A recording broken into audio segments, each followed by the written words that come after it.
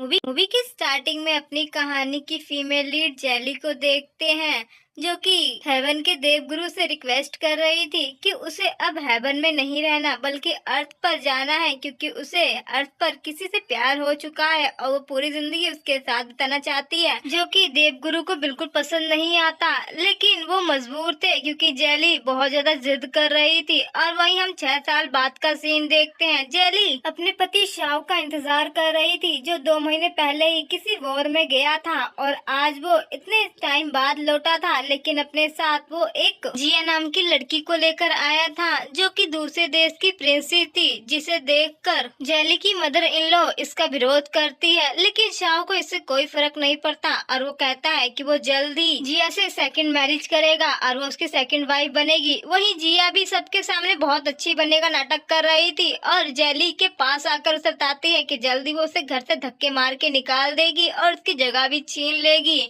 जिससे जेली को समझ में आ गया था कि अब उसका पति उसका नहीं रहा है, बल्कि इस लड़की ने उसे फंसा लिया है और जल्द ही ये उसे भी घर से बाहर निकालने का कोई ना कोई पैसा आजमा ही लेगी। जिससे जेली को काफी तकलीफ होती है और उसे अपनी पुरानी गलती याद आती है। कैसे देवगुरु ने कहा था कि जिस इंसान के प्यार में वो पड़कर अर्थ पर जा रही है और हेवन को ठुकरा रही है, वो इंसान एक दिन उसे भी लालच में आकर ठुकरा ही देगा। वो उसकी बात याद रखे। लेकिन जेली ने कहा था कि वो उससे बहुत प्यार करती है और वो जानती है कि वो उसे कभी भी नहीं छोड़ेगा, क्योंकि वो भी उससे बेइंतहा प्यार करता है। लेकिन आज सच में जेली का दिल टूट गया था, क्योंकि देवगुरु की बात सच हो गई थी और उस इंसान ने अपनी असली रूप दिखाई दिया था, जिससे वो बेइंतहा प्यार करती थी और उसके लिए उसने कितना सेक्रीफाइस किया था। जेली शाह से जवाब चाहती थी कि उसने उसे क्यों धोखा दिया और वो शाह से मिलने के लिए भी जाती है। लेकिन जिया उसे रोक लेती है और अपने आदमी से पकड़ा कर कहती है कि तुम आखिरकार यहाँ क्या कर रही हो और तुम्हारी हिम्मत कैसे हुई यहाँ पर आने की।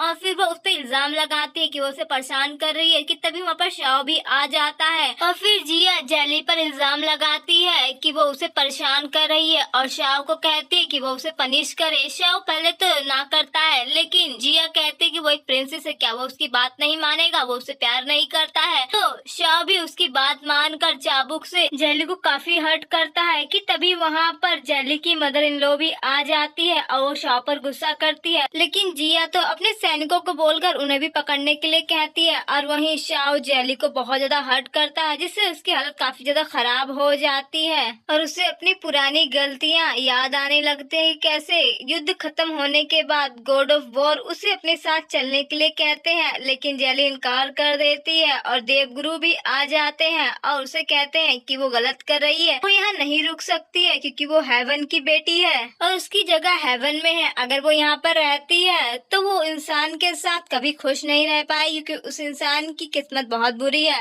लेकिन जेली नहीं मानती। लेकिन आज जेली को सच में अपनी गलतियों पर पछतावा हो रहा था, क्योंकि जिस इंसान से उसने प्यार किया था उसी ने उसे धोखा दे दिया था और किसी और की बात मानकर उसे चोट पहुंचाई थी। लेकिन जेली को उम्मीद थी कि कोई उसे समझे न समझे उसकी बेटी जरूर उसके साथ देगी। लेकिन जब उसने अपनी बेटी को भोजन परोसा और समझाया कि उसे कोई भी परेशानी नहीं खड़ी करनी है और ना ही कोई विवाद करना है, उसे एक अच्छे बच्चे की तरह रहना है, लेकिन उसकी बेटी तो उस पर ही गुस्सा हो गई और खाने को भी फेंक दिया और बोला कि वो उसकी अच्छी माँ नहीं है, वो सिर्फ घर में खाना पकाती है और उसे अनुशासन के नाम पर खुद काबू करना चाहती है ताकि वो हमेशा उसकी बात माने। जबकि उससे अच्छी तो प्रिंसेस है, जो उसे हर चीज की छूट देती है और उसकी माँ खुद उसे कंट्रोल करना चाहती है, जिससे जेली को बिल्कुल अच्छा नहीं लगता और उसकी बेटी ही उसे नापसंद करती है, जबकि वो उस चालाक औरत को इतना पसंद करती है। वहीं जेली की बेटी तो खाने को पैर से रोन देती है, जिससे जेली को गुस्सा आता है और वो उसे डांटती है। लेकिन तभी वहाँ पर शाव आ जाता है और अपनी बेटी को डांटता हुआ देख जेली को थप्पड़ लगा देता है और कहता है कि वो एक बुरी माँ है और हमेशा अपनी बेटी को परेशान करती रहती है, आखिर वो ऐसा क्यों कर रही है। वहीं जेली की बेटी भी अपनी मदर पर ही सारा इल्जाम लगाने लगती है कि वो एक अच्छी माँ नहीं है, वो हमेशा उसे परेशान करती रहती कहती है उससे अच्छी तो प्रिंसेस है जो उसे कितना प्यार करती है और उसे वैसी ही मदर चाहिए। जो सुनकर तो शाह भी खुश हो जाता है। वहीं जेली को अपनी बेटी की ये बात सुनकर काफी तकलीफ हो रही थी। उसका दिल टुकड़े टुकड़े में टूट चुका था।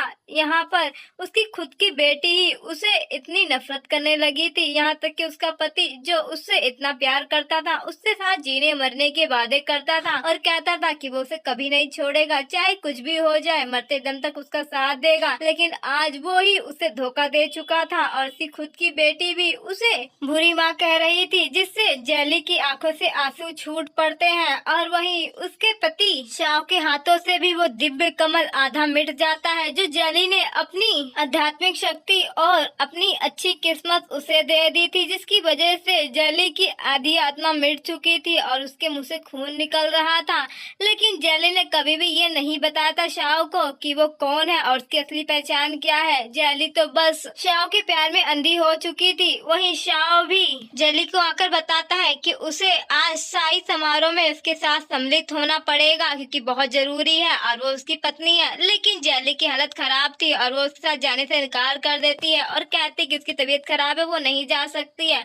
लेकिन शाह उस पर गुस्सा करता है और कहता है कि वो ड्रामा करना बंद कर दे, वो उसकी इज्जत मिट्टी में मिलाना चाहती है, इसीलिए वो ऐसा तमाशा कर रही है और बीमार होने का नाटक कर रही है। वहीं शाह की ऐसी बातें सुनकर तो जेली को काफी तकलीफ होती है कि शाह उसे ड्रामेबाज कह रहा है, जबकि उसकी हालत तो उसी की वजह से खराब है। अगर उसने अपनी आध्यात्मिक शक्ति और अपनी दैविक किस्मत उसे ना दी होती तो वो कभी इस मुकाम पर नहीं होता। लेकिन शाह तो उसे ही बुरा भला बोल रहा था कि वो बिल्कुल भी अच्छी पत्नी नहीं है और उसमें बिल्कुल भी तमीज नहीं है। तभी उसे एक नौकर द्वारा पता चलता है कि राजकुमारी की भी तबीयत खराब है। ये सुनकर तो वो बिना कुछ सोचे समझे वहाँ से जाने लगता है, जिससे उसकी किस्मत का दिव्य कमल थोड़ा और मिट जाता है और जेली की आंखों से फिर से एक आंसू छूट जाता है कि उसने जिसके लिए इतना सैक्रिफाइस किया, अपनी खुद की किस्मत तक उसे सौंप दी, वो इंसान अब उसकी कोई परवाह नहीं करता, बल्कि उसे तो किसी और से प्यार है और वो किसी और के साथ अब रहना चाहता है। इसीलिए जेली अब खुद ही इस रिश्ते को तोड़ देना चाहती थी और वो अब उस इंसान से तलाक चाहती थी ताकि वो उससे अलग हो सके और इसीलिए वो आखिरी बार अपने परिवार के साथ खाना खाना चाहती थी।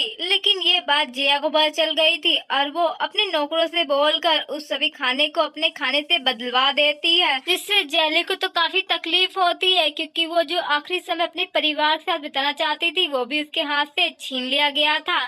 वहीं जिया शाह के साथ आती है और उसे बताती है कि उसने उसके लिए अपने हाथों से खाना बनाया है। ये सुनकर शाह काफी खुश होता है और कहता है कि सच में वो एक अच्छी पत्नी है और उसके साथ खाने की मेज पर आ जाता है, जहाँ पर जिया शाह की मदर को भी इनवाइट करती है। वहीं शाह की मदर आना तो नहीं चाहती थी, लेकिन घर में तमाशा ना हो इसीलिए वो चुपचाप खाना खाने के लिए तैयार हो जाती है। वहीं जिया तो जेली को देखकर उसका मजाक उड़ाती है कि वो एक गाँव की औरत है और उसे बिल्कुल भी तहजीब नहीं है खाने की। वहीं जेली जब पूरे परिवार को एक साथ देखती है और तब उसे लगता है कि सच में उसका परिवार अब उसका नहीं रहा है, जिसके लिए उसने अपनी जिंदगी के 6 साल बर्बाद कर दिए और अपनी अच्छी किस्मत भी उन्हें समर्पित कर दी। लेकिन अब वो परिवार ही उसे अलग कर चुका है, जिससे जेली को काफी तकलीफ होती है। जिसे उसने अपना समझा था उन्हीं लोगों ने उसे पराया कर दिया कि तभी जिया का तो इतने से भी दिल नहीं भरता और वो जेली की तरफ देखकर कहती कि यहाँ पर अभी भी एक जगह खाली है, क्या तुम हमारे घर के पालतू कुत्ते को यहाँ पर ला सकती हो, क्योंकि वो भी हमारे परिवार का एक सदस्य जैसा है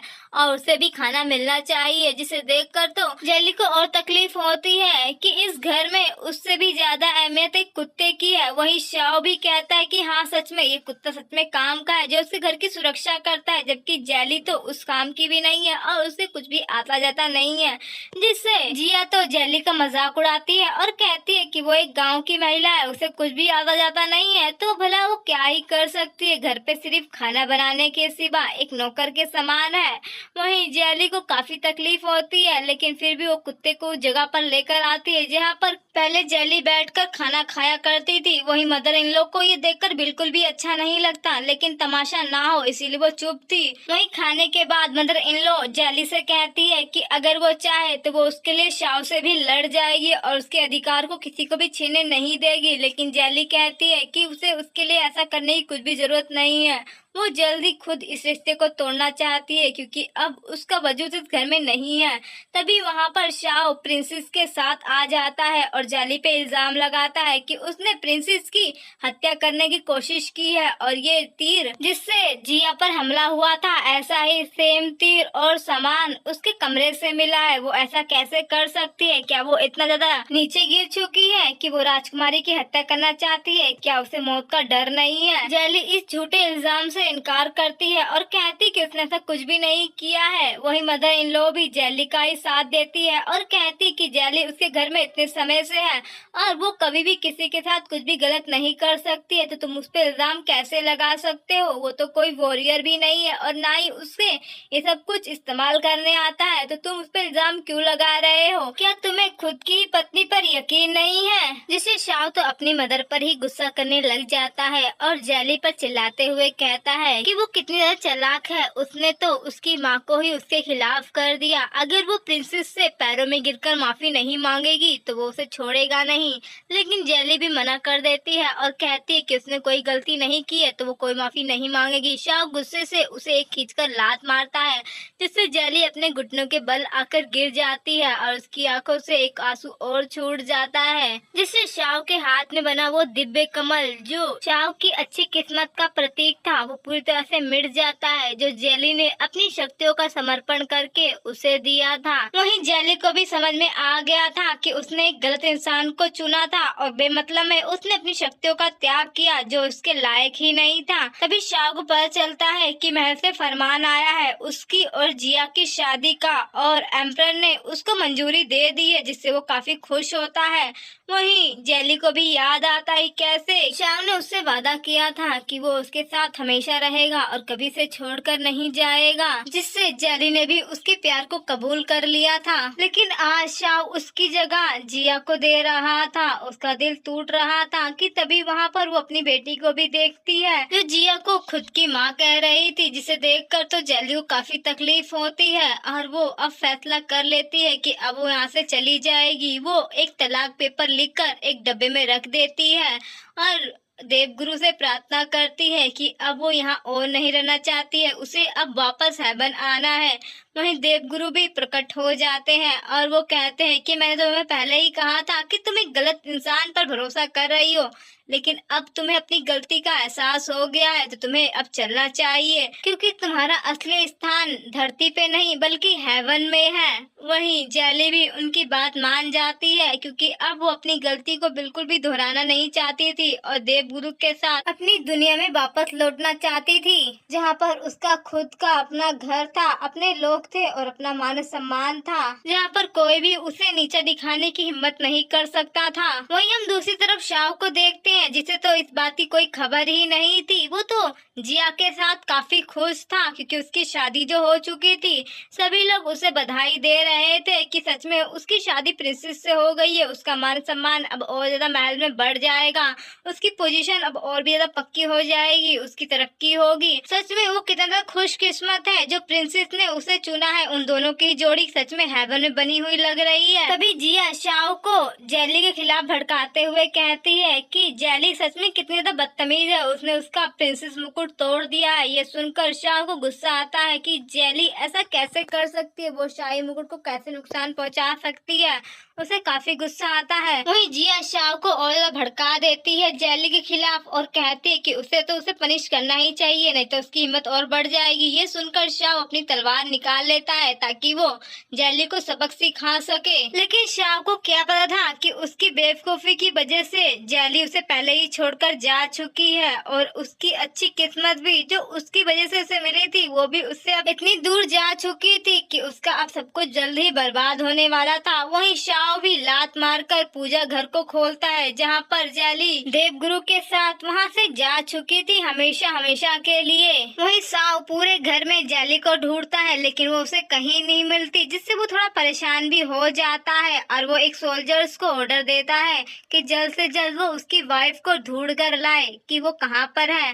लेकिन तभी वहाँ पर जिया आ जाती है और वो शाओ पर गुस्सा करती है और कहती है कि सच में तुम अभी भी उससे प्यार करते हो, वो कितनी ज्यादा दुष्ट थी और तुम उसे क्यों ढूंढना चाहते हो, जहाँ पर भी है उसे जाने दो। वहीं जेली भी देवगुरु के साथ ही सारा तमाशा देख रही थी, लेकिन अब उसे इन सब चीजों से कोई फर्क नहीं पड़ता था कि तभी वहाँ पर गॉड ऑफ वॉर भी आ जाते हैं जेली से मिलने के लिए। जब उन्हें पता चलता है कि जेली वापस हेवन में आ चुकी है, वहीं जेली भी गॉड ऑफ वॉर से माफी मांगती है क्योंकि उसने उनके साथ अपनी सगाई तोड़कर शाओ को जो चुना था। कि तभी वहाँ पर गॉड ऑफ वॉर का बेटा आ जाता है और वो जेली को मदर कहता है। जेली गॉड ऑफ वॉर से उसके बारे में पूछती है तो गॉड ऑफ वॉर बताते हैं कि ये उसके बड़े भाई का बेटा है जो अब इस दुनिया से जा चुके हैं और उसने उसे अडॉप्ट कर लिया है। ये सुनकर जेली कहती है कि वो भी उसका सपोर्ट करेगी और इस बच्चे को माँ का प्यार देगी, जिससे गॉड ऑफ वॉर खुश हो जाते हैं। वहीं हम दूसरी तरफ शाओ को देखते हैं जो कि अपनी प्रैक्टिस कर रहा था और उसे हर जगह बस जेली ही नजर आ रही थी और उसे बस जेली की ही याद आ रही थी क्योंकि जेली हमेशा ही उसका बहुत ख्याल रखती थी और मांगने से पहले ही उसे हर एक चीज मिल जाया करती थी, लेकिन अब जेली ही उसके पास नहीं थी। वहीं शाओ कुछ काम कर रहा था, तभी उसे वहाँ पर जिया के लाए हुए फूलों से एलर्जी हो जाती है। तभी वहाँ पर जिया भी आती है और बताती है कि उसने बहुत दूर से ये फूल मंगाए हैं और उसे ये फूल बहुत पसंद है।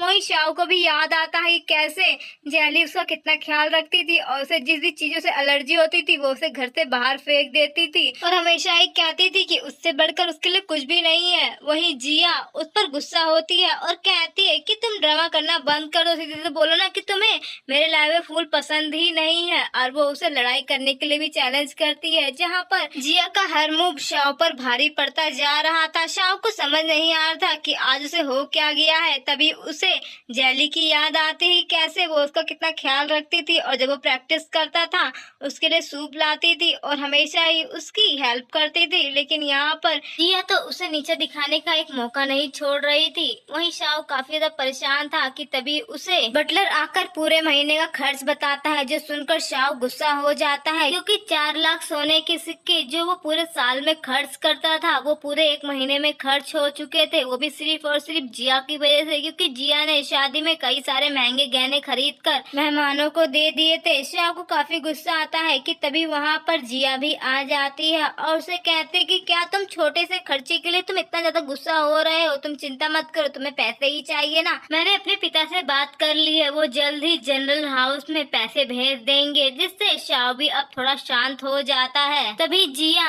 शाओ को अपनी बातों में घुमाती है और कहती है कि हमारी शादी को 2 दिन हो गया है और तुमने कोई भी मुझे अब तक वेडिंग गिफ्ट नहीं दिया है, क्या तुम मुझे कोई खास गिफ्ट नहीं दोगी? आखिरकार मैं एक राजकुमारी हूँ और जब लोगों को पता चलेगा तो लोग मेरे बारे में क्या बातें करेंगे, और तुमने तो मुझसे प्रॉमिस किया था ना कि तुम हमेशा मुझे खुश रखोगे और हमेशा मुझसे प्यार करोगे। वहीं शाओ भी जिया की बातों में आ जाता है और कहता है कि मुझे सब कुछ अच्छे से याद है, मैं तुम्हें अपनी सबसे अच्छी और महंगी प्रॉपर्टी दूंगा जो खुद मुझे महाराज ने तोहफे के रूप में दी थी। और फिर वो अपने बटलर से वो पेपर्स मंगाता है और उस पे अपने अंगूठे के निशान लगाते हुए जिया से पूछता है कि वो खुश तो है ना। वहीं जिया भी खुश हो जाती है। वहीं शाओ को जेली की याद आती है जो कभी भी उससे इस तरह की गिफ्ट तो कभी नहीं मांगती थी। वहीं हम दूसरी तरफ जेली को देखते हैं जो मेडिटेशन कर रही थी, लेकिन तभी उसकी हालत खराब हो जाती है, जिससे गॉड ऑफ वॉर आकर उसे संभालते हैं और उससे पूछते हैं कि उसे क्या हुआ है। लेकिन जब वो अपनी मैजिकल पावर से चेक करते हैं तो उन्हें पता चलता है कि जेली ने तो अपनी सारी पावर पहले ही सेक्रीफाइस कर दी है। उन्हें काफी बुरा लगता है। वहीं हम दूसरी तरफ शाओ को देखते हैं जिसके पास मेड सूप लेकर आती है। वहीं शाओ को उस सूप का टेस्ट बिल्कुल अच्छा नहीं लगता और वो सर्वेंट पे चिल्लाता है कि वो ऐसे गलती कैसे कर सकती है। वहीं वो मेड बताती है कि जो सूप वो हमेशा पीता था वो उसकी वाइफ बनाती थी और उसे बिल्कुल भी नहीं पता कि वो किस तरह से बनाती थी, वो उसे माफ कर दे। वहीं शाओ को भी काफी गुस्सा आता है, लेकिन तभी उसे रियलाइज भी होता है कि सच में जेली उसका कितना ख्याल रखती थी, लेकिन वो उसे छोड़कर क्यों चली गई। कि तभी वहाँ जिया भी आ जाती है और शाओ को जेली के ख्यालों में डूबा देख उस पर गुस्सा करती है और कहती कि आखिरकार क्यों नहीं तुम उस गाँव की गवार को भूल जाते हो, हमेशा ही उसे याद करते हो, क्या तुम्हें याद नहीं कि मैं तुम्हारी वाइफ हूँ। वहीं शाओ को पता चलता है कि उसकी वाइफ वापस आ गई है। वो खुशी खुशी बाहर आता है, लेकिन जब वो जेली को किसी और के साथ देखता है तो उसे काफी गुस्सा आता है। वहीं जिया भी शाओ के कान भरते हुए कहती है, देखा तुमने ये कितनी ज्यादा बेशरम है जो तुम्हें छोड़कर किसी और के पास चली गई। सच में ये कितनी ज्यादा कैरेक्टर लेस है। वहीं जेली को भी ये सुनकर काफी गुस्सा आता है, लेकिन वो कोई तमाशा खड़ा नहीं करना चाहती थी, इसीलिए वो बोलती है कि मैं यहाँ पर सिर्फ अपना सामान लेने आई हूँ, मुझे कोई भी लड़ाई करने का शौक नहीं है। वहीं शाओ ये सुनकर काफी गुस्सा हो जाता है और कहता है कि वो जेली को कोई भी सामान नहीं देगा, और फिर वो नौकरों से जेली का सामान मंगाकर उसे जलाने के लिए कहता है, जिससे नौकरानी उसे रोकती है। लेकिन तभी जिया खींचकर उस नौकरानी को एक थप्पड़ लगा देती है और कहते है कि भूलो मत, चैनल हाउस की मालकिन मैं हूँ, वो 2 कौड़ी की लड़की नहीं। वहीं शाओ भी जेली के सारे सामान को आग लगा देता है और जिया तो जेली को बुरा भला बोले जा रही थी कि वो एक बच्चे की माँ होकर भी वो किसी और आदमी को यूज कर रही है कि तभी वहाँ पर जेली की मदर इन लॉ आ जाती है और जेली के बारे में इतना बुरा सुनकर उसे काफी गुस्सा आता है और वो शाओ को सुनाते हुए कहती कि सच में तुम बड़े ही बेशरम और खुदगर्ज इंसान हो, जिसने 6 साल पहले तुम्हारी जान बचाई, तुम उसी को जलील करवा रहे हो। और फिर वो शाओ को एक कपड़ा देती है, जिसे देखकर शाओ हैरान हो जाता है और उसकी मदर उसे बताती है कि जेली ही वो लड़की है जिसने 6 साल पहले वॉर में उसकी जान बचाई थी, नहीं तो वो तो कब का मर जाता। वहीं शाओ भी उस कपड़े को देखकर यकीन नहीं कर पा रहा था कि जिस लड़की ने उसकी जान बचाई वो जेली ही थी। उसे तो लग रहा था कि वो जेली नहीं बल्कि प्रिंसेस है, जिसकी वजह से उसने जिया से शादी की थी। लेकिन अब सब कुछ बर्बाद हो चुका था। आखिर अब आगे क्या होगा? क्या जेली शाओ के पास वापस आएगी या फिर वापस इमोर्टल वर्ल्ड लौट जाएगी? जानेंगे जल्द ही नेक्स्ट एपिसोड में। Thanks for watching.